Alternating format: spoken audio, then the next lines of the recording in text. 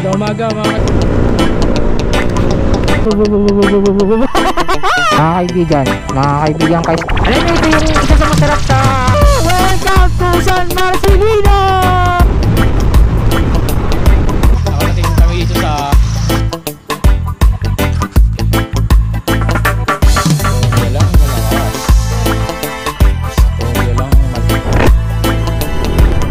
doon kami mag-i-stay sa Rizon. Ito tulay ng Masinlok.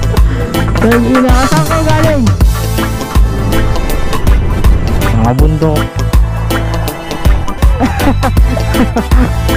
Bukaw Bridge.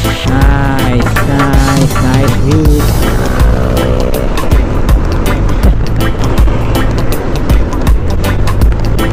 Ito nakakadalawa na po kami mga. Mukhang naaamoy ko na yung ano eh.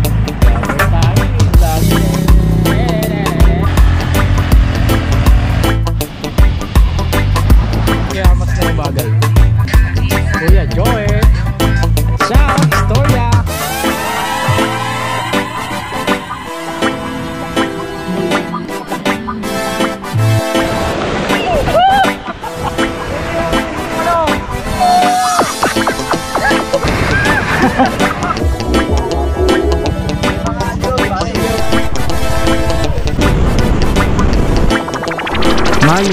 Malubak.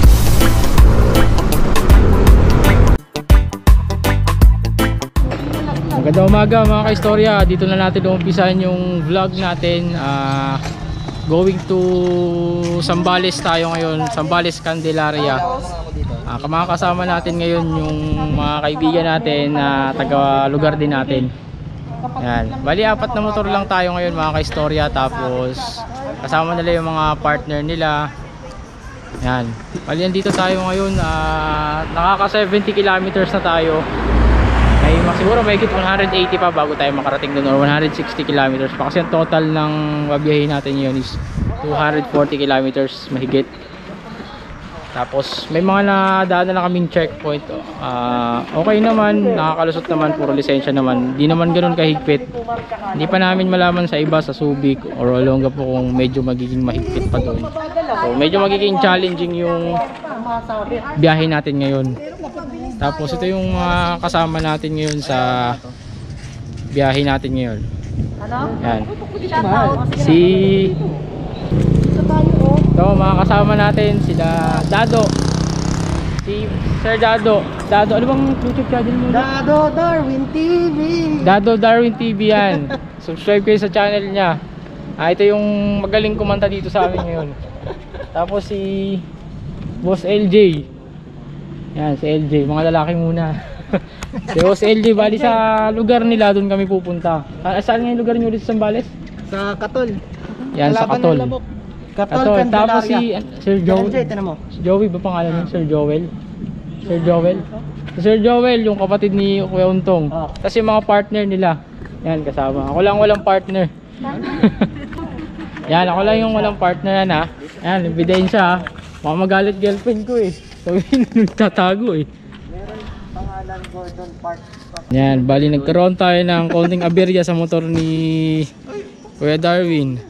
Gordon Park. Itong shock niya medyo hindi Ano bang nangyari sa shock mo? Kumakabig. Pero okay naman sa ngayon. Pumipigil eh. Tapos yung box niya, natanggal yung mga tornilyo. Yan, ito yung update sa Gordon Park along ka po. yan. Update sa box ni Dado, Kuya Dado. Tinali na lang ni Kuya Joel. Yan.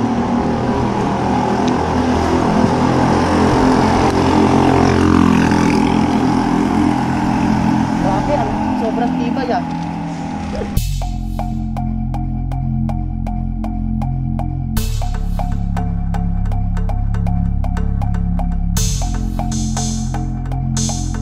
So what's up mga ka-istorya? Nakakadalawang checkpoint na tayo. Nandito na tayo ngayon sa may JA Santos Avenue. Huminto tayo kanina doon sa may SM, SM San Fernando downtown ba yun? Basta yun. Tapos okay naman, nakalusot naman kami sa pangalawang checkpoint. Tapos dito sa, ewan ko kung Tarlac na ba to, banda na sobrang haba talaga. Ngayon Pasubik na kami ngayon, doon kami mag-aantayan kasi para mag-usap-usap sa next hihintuan namin. So hindi kami pwede magsama-sama, kailangan hati lang kami sa dalawang group. Bali 4 kami, so 2 mauna, 2 nasa huli. Yan, so yun, antayin natin sila sa Subic. So okay naman, wala namang masyado, smooth naman, medyo smooth naman ngayon yung biyahe natin. So pero hindi pa tayo nakakasigurado kasi nasa Pasubik pa lang tayo. Masasabi lang natin kung smooth na kapag nakarating na tayo doon, di ba? Ay nako, pero ang sarap ng biyahe, smooth. Nakaka-face kayo ng 90 to 100 kasi sobrang diretso ng daan, tapos sobrang luwag, tapos walang lubak. Yung parte na yun, wala nang masyadong lubak. Hindi kagaya dun sa may MacArthur, naku po, sobrang lubak. Pati sa Pampanga, medyo konti na lang, mga gilan-gilan. Hindi kagaya dun sa MacArthur na yung nagpasang Valenzuela, sobra putik na yan.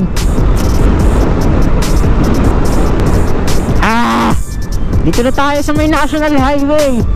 Sobrang dilim, kaso hindi ma-fog. Woo! Nakauna tayo ngayon. Nasa likod natin si Kuya Joel, tapos si Kuya Dado, tsaka si Kuya LJ. Medyo malayo na sa amin. Sa Subic na kami mag-aantayan. Grabe, sobrang paliko-liko pala yung daan dito. Parang matindi pa sa Marilac ito Bigla akong cover ito. Ayaw na yan, bigla ako dun Yan na, Marilac mode. Kaso dito ngayong oras, anong oras na ba? 2:30, sabihin na natin 2:30 AM, 2:30 AM. Hindi masyadong daanan ng motor ngayong oras. Hindi ko alam dahil sa pandemic or madaling araw. Hindi kagaya sa ibang Batangas, ganitong oras bumiyahe kami, may mga motor, pero dito wala ka talagang nakakasabay ng mga motor. Talagang kayo lang. Hindi ko alam pero ang ganda lang ganon kasi di ba, ang kasabay mo lang mga truck. Mas nakakatakot nga lang. Sarap, smooth lang biyahe. Iba talaga ang ang advantage ng naka-Waze ka pag sa mga ganitong palikuan, kasi nakikita mo na yung dadaan gaya niyan. Ayan, kumbaga advance mo, nakikita mo na yung kurba na yun, kurba pala yun. Hindi ka na makagugulat o ma-overshot man lang. Putik na yung daan niya, sobrang diba? Yun ang advantage ng naka-Waze ka habang bumabiyahe. Mababa lang naman ang kinakain na data ni Waze o ni Google Map. Kung meron kang 10 gig or 5 gig na data, solid na yun. Akin nasa 16 gig yung data ko ngayon, solid na yan, abot na yan, sobra yan. Yung 1 gig niya sobra na yan Zambales, Manila, sobra na yan. For Waze. Pero kung sasama mo ng FB, kulang yan. Ano naman sa FB, sa YouTube. Dito hindi tayo pwede mag-overtake kasi hindi ko kabisado yung daan. Kahit nakikita ko yung kurba, hindi natin kabisado yung daan kasi mahirap na, di ba? Kahit nakikita ko yung mga paliko, so pag mga straight, dun lang tayo mo-overtake. Pero pag mga ganito, kaya naman, kaso mas maganda na yung safe diba? Wala naman tayo hinahabol na oras, tsaka di naman tayo nakipagkarerahan.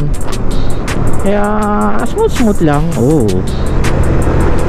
Mga kaibigan, ka-istorya, magpapagas na tayo. Bali nakabawasan na tayo na 2 bars from Quezon City to Subic. Balik tayo sa kalsada mga ka-istorya. Nagpagas muna tayo kasi nabawasan tayo ng 2 bars. Bali may natirang 4 bars, tapos nakaka 320 na tayo sa gas. Andito pa lang tayo sa Olongapo, Pasubik. May checkpoint daw sa Subic, pero hindi pa namin alam kung mahigpit. So titingnan natin kung makakalusot ba tayo. Sana makalusot.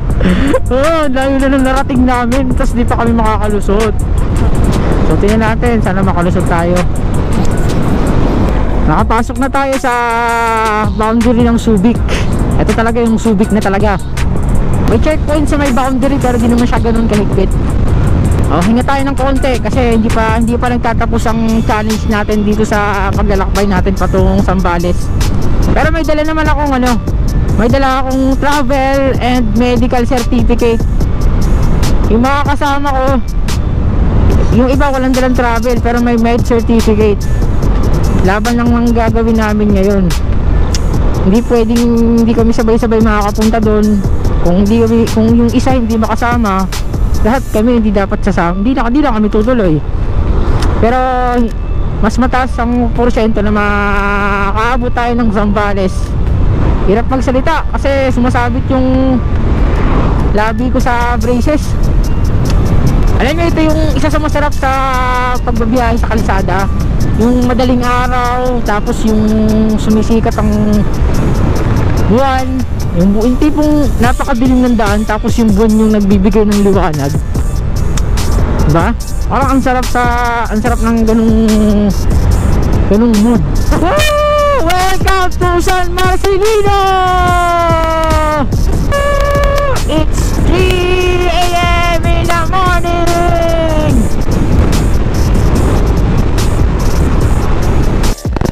Dito ko na appreciate yung mga ilaw ng malalakas. Talagang si stock talaga mahina eh. Kasi hindi mo na pamalayan yung mga lubak talaga eh. Lalo na pag naka-speed ka na 90, 100. Magugulat ka na lang, may lubak na kagad eh. Hindi mahina talaga si stock. Okay naman si stock, pero iba talaga pag nagpakabit ka pa ng mas malakas na ilaw. Dito ko na-appreciate yung mga ilaw na malalakas. Hindi malakas ang ilaw talaga ni Click. Saktuhan lang. Iba talaga pag nagpalagay ka. Mga kaistorya, nandito na tayo ngayon sa Hall of Botolan.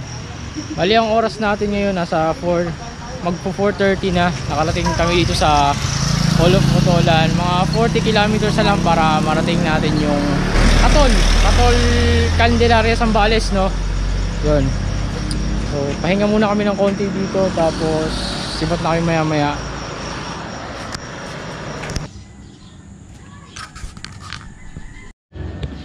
Kanina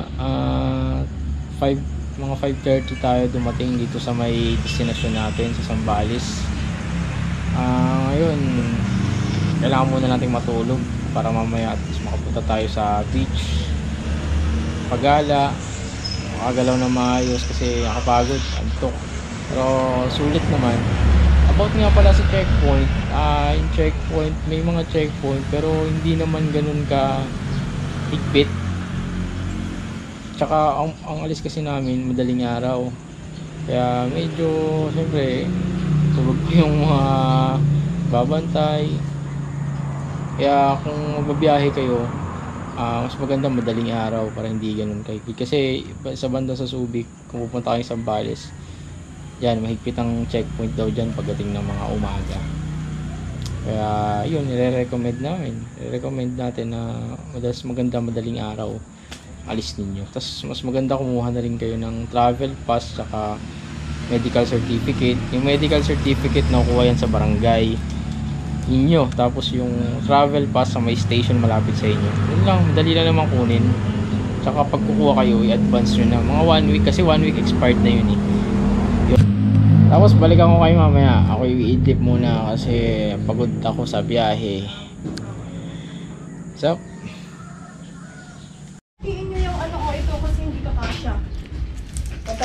storya lang malakas. Biyernes ng gabi.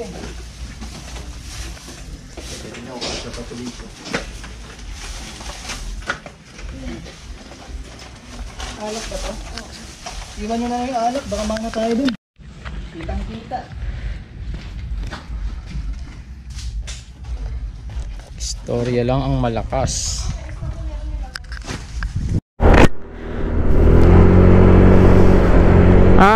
what's up mga ka-istorya? Update tayo ngayon. Nag-plan B tayo kasi dito sa Zambales. Dito sa tinuluyan namin, pinuntahan kami ng nakakataas dito. May nag-report sa amin na may bisita na galing sa labas, Manila. Ngayon, hindi kami pwedeng magstay doon ng matagal kasi i-report kami o dadaling kami sa bayan para daw sa swab test. Ngayon, binagbigyan kami na kailangan bago mag alas 3 or alas 3 ng hapon is umalis na. So ito, inagahan na namin, nag-lunch lang kami, 12:30 PM na. Going to ano na kami ngayon, going to San Felipe. So doon nag-book yung kasama namin. Doon kami mag-i-stay sa resort hanggang mamayang gabi. So ang layo niya from doon sa tinuluyan namin, almost nasa 70 plus kilometers. Kaya medyo malayo-layo rin, pero okay lang kasi nakamotor naman, tsaka medyo maaga na. Hindi kagaya kagabi na nakakatakot, sobrang dilim. Pero maganda doon, talagang walang masyadong dumadaan. So yun, update namin kayo mga ka-istorya mamaya kung ano magiging kahihinat na natin doon sa beach na pupuntahan natin. Meet natin si Jacob Baltasar, yung kaibigan kong pulis na nag-training dito sa Zambales. Congratulations sa kanya. Ito yung tropa namin na malupit, talagang malupit. Si Jacob Baltasar, i-meet natin siya dito sa Iba Zambales. I-meet natin siya para bigyan natin ng sticker. Siyempre may pag-selfie na rin at may pagkamustahan saglit. Total, nasa Zambales na tayo, i-meet natin yung ating kaibigan, di ba? Ito, tulay ng Masinloc, Zambales. Napakaganda, napakalinis ang tubig. So, saan ka galing? Zambales, sa may Candelaria. Dalawa lang kayo? Hindi, nandun yung iba, iniwan na namin. Pumunta kami ng San Felipe kasi tinawag kami ng ano dun kapitan. Kasi galing kami sa Manila Maigpit talaga dun. Saan ka pa galing? Bahay na. Hoy ko, pa-selfie naman sa idol ko. Kami lang sticker ba ko? Para naman karating sa Zambales to, utay na. Gusto mo lagay natin sa station mo Ikaw kailan ka uwi? December pa ako pre. Damihan ko na pre. Ilan ba? Bigyan mo yung mga tropa pits mo Lalagay natin natin. Lagyan mo, school, lagyan mo. Ayan, going to ano na tayo ngayon, San Felipe. Na-meet natin yung kaibigan kong si Kuya Jacob. Yan, si Kuya Jacob. Yan, isa sa mga kababata namin yan dyan sa lugar namin. Dito tayo sa Bukaw Bridge. Itong highway na to is Olongapo pa rin to. Olongapo pa rin yan. Dito tayo ngayon sa, ito mahaba to, hindi ko alam kung ilang metro to Bukaw Bridge. Ito yung Bukaw Bridge. Maganda dito, tingnan natin. Napakalawak ng ano niya. Hindi ko ba alam kung lawa ba o saan patungo tong tubig na to. Pero ito, yan, napakalawak. Malawak siya, tsaka malinis tingnan. Kasi yun wala mga basura. Yan, mga bundok. Dito na tayo ngayon. Ang destinasyon natin ngayon sa San Felipe. San Felipe. Doon tayo mag-i-stay para maglangoy-langoy. So meron na lang tayong 28 kilometers. Ito mga kaibigan natin. Kaway naman kayo sa video ko. Bukaw Bridge Restoration.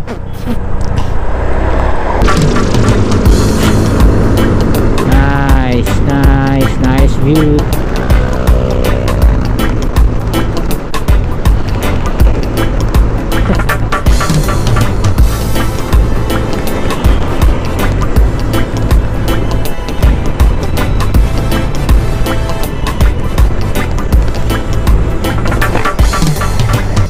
Dito na tayo ngayon sa 7-Eleven San Felipe, Zambales. Pangalawang 7-Eleven. Time check natin 2:21 PM. Dito natin i-meet up yung mag-guide sa atin papunta sa beach resort na pupuntahan natin. 7-Eleven sa buong Zambales. So nakakadalawa na po kami mga kadado. What's up mga kadado? Papasok tayo ngayon sa isang skinita na hindi natin alam kung anong tawag dito. Papunta tayo sa beach. Pero sana maganda yung beach dito. Mukhang maganda kasi hindi marami yung pumapasok eh, 'di ba? Mukhang naaamoy ko na yung ano eh, yung gawaan ng China. Yung lupa na gawa ng China. So ito kasi, itong dagat na to is ano siya eh, West Philippine Sea, malapit. Vlogger tayo eh, vlogger eh. Dito tayo ngayon sa San Felipe. Pero hindi ko alam kung anong tawag sa beach na to. Mamaya sabihin ko sa inyo kung anong tawag sa beach na to. Mukhang maganda yung resorts dito eh. Resort. Hello.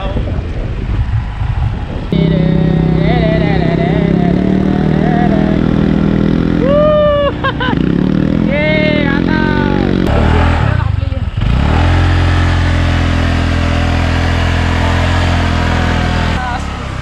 Wala ko, uwi na lang tayo ng walang nangyari sa buhay. Ayos!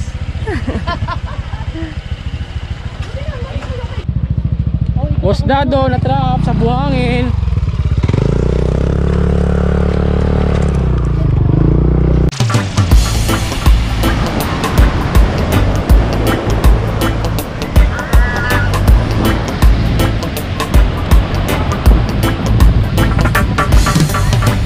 White. Magdidikit tayo ngayon ng sticker dito sa ating cottage. Kaya mas nababagay. Kuya Joel, watch out. Istorya lang malakas. Watch out, istorya. Meron pa tayong paglalagyan dito mga ka-istorya. Hey, tipo.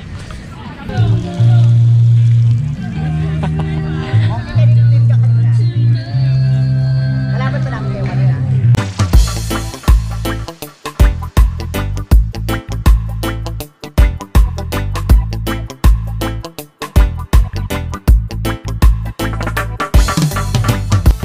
Magandang hapon mga ka-istorya. Itong pangalan pala ng beach resort na to is Rofolio. Matatagpuan nyo siya sa San Felipe, Zambales. Tingnan nyo yung alon, napakataas yung alon. Yan, tingnan nyo yung alon. Yan, tingnan nyo yung alon, oh. Napakataas ng alon. So, nakakatakot siya kung napakataas ng alon, no? Tingnan mo. Ako kasi di ako marunong lumangoy, kaya hanggang dito lang ang kaya natin. Dito lang. Tuhod-tuhod lang tayo, tuhod-tuhod lang. Yan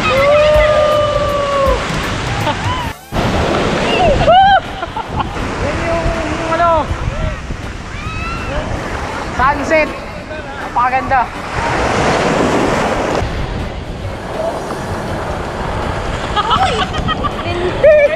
Woohoo!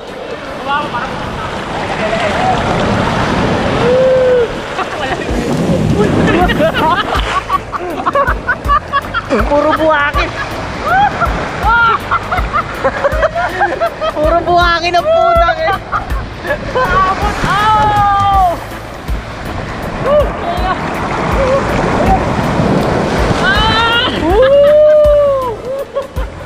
Lumalabas si luga mo ah. Nalalabak yung alin ah. Nananapak! Nalalabak yung alin. Ayan na!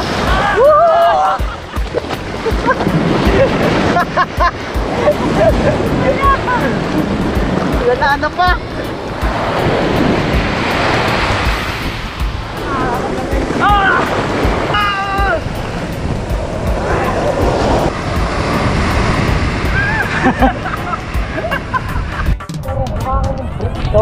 Solid ang alon. Solid. Lagpas tao. Woo!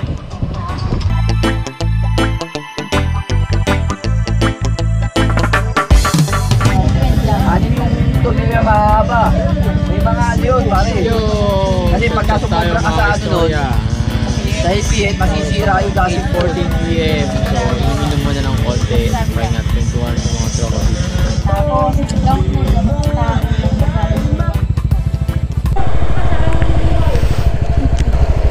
Ano? Okay na? Okay na kayo?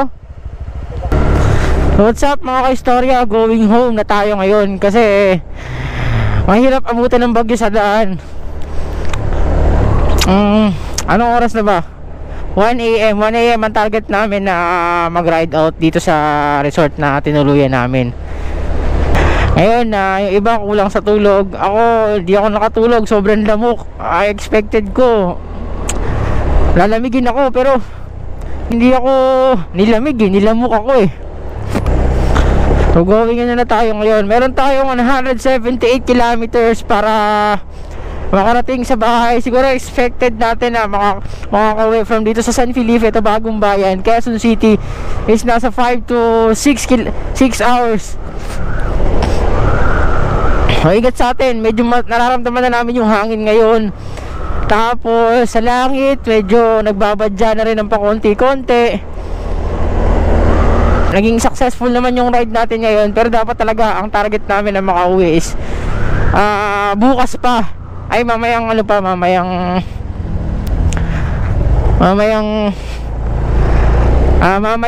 mamayang hapon ng 1:00 or 2:00.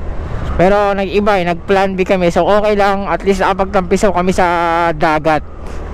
Welcome to Subic. Kaso pabalik na tayo. Mga ka-istorya, yung about nga pala sa checkpoint. Nung papunta kami kanina, may mga checkpoint, hindi naman sila ganoon kahigpit. Tsaka wala naman mga hinanap sa aming mga documents. Basta pinalagabas lang, dire-diretso lang kami, slow down lang. Tapos ayun, pabalik, wala naman din masyado. Basta ganitong oras lang yung paglakbay, mga madaling araw. Di siya masyado maigpit eh. Pero pagdating ng mga umaga, mga 6 AM kayo babiyahe, 5 AM yan, may mga talagang may higpit na yung mga checkpoint. Kasi yung mga boundary, may mga nakapwesto na ano sila, lona. Pero wala naman mga tao tsaka bantay. Kaya ayun, siguro makatulog pa. Kaya mas maganda bumiyahe pag ganitong oras. Pero mas maganda, mag-prepare na rin kayo ng mag-ready na rin kayo ng medical certificate tsaka travel pass. Para in case lang naman, iwas aberya. Kagaya ng ginawa namin, nagdala na rin kami para iwas aberya. Pero di naman namin siya nagamit. So okay lang, smooth pa rin naman.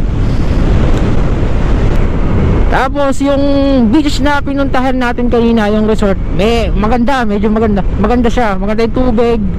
Hindi naman ganun kalinawan, pero maganda yung dagat talaga. Tapos yung sand, pino siya, hindi siya mabato, malinis, walang masyadong basura.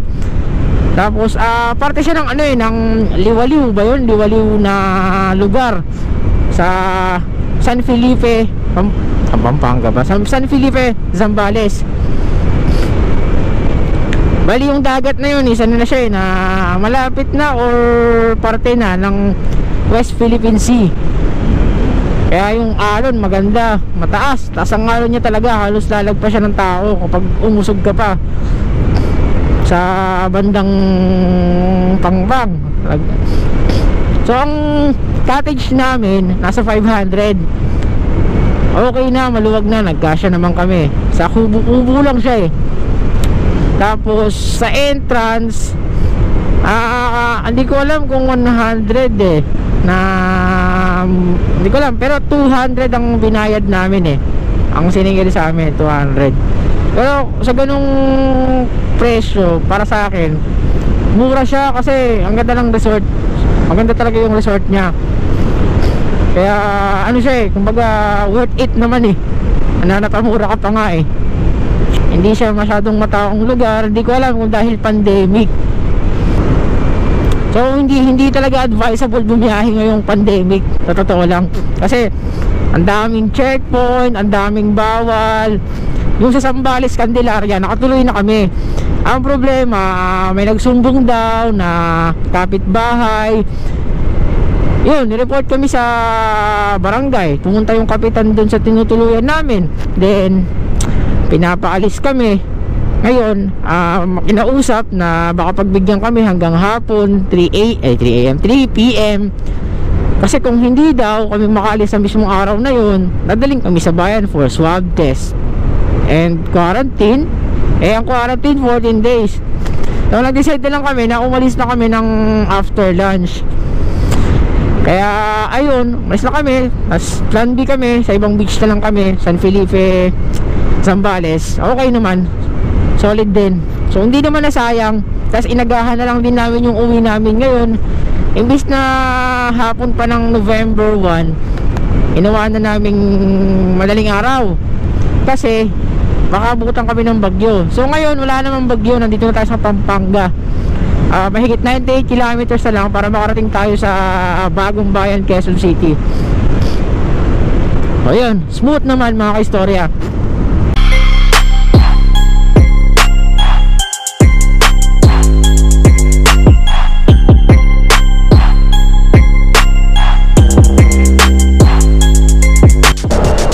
What's up mga kaistorya, nandito na tayo sa ating lungga.